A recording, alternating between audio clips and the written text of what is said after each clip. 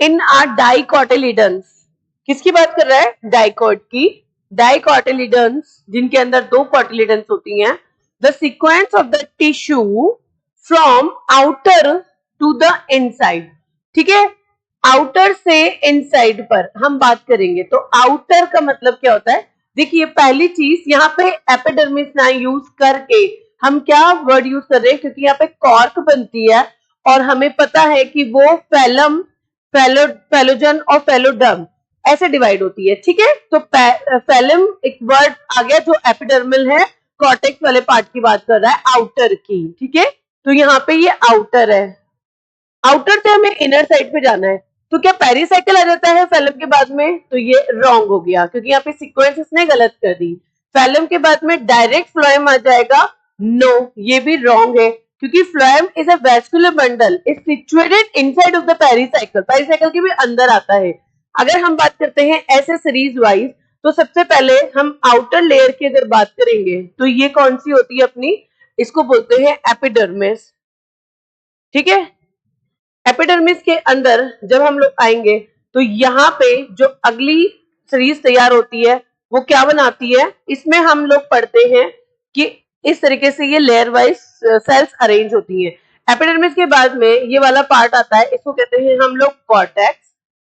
ठीक है, कॉर्टेक्स में जो लास्ट पार्ट होता है वो कौन सा होता है? Endodermis. And then pericycle start हो जाता है, और पेरिसाइकिल के अंदर कौन है सिचुएटेड? पेरिसाइकिल के अंदर है, हम पढ़ेंगे जाइलम, फ्लोएम है। ठीक है, और यहाँ पे कौन है? पिथ है। ठीक है, इस तरीके से हमें रेंज होती हैं। तो हम बाहर से बात कर रहे हैं यहां से, तो यहाँ पे हम इसको क्या बोल देंगे? फैलन।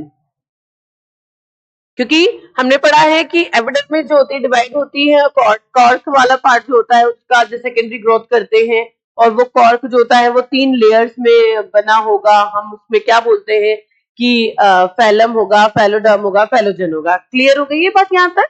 अब बात करते हैं फैलम। फैलम के बाद आता है एंडोडर्मिस, फिर आएगा पेरिसाइकल, फिर आएगा फ्लोएम। देखिए अगर हम यहाँ से इसकी बात करते हैं तो कॉर्टेक्स का जो पार्ट होता है इनर, इसे बोलते हैं एंडो।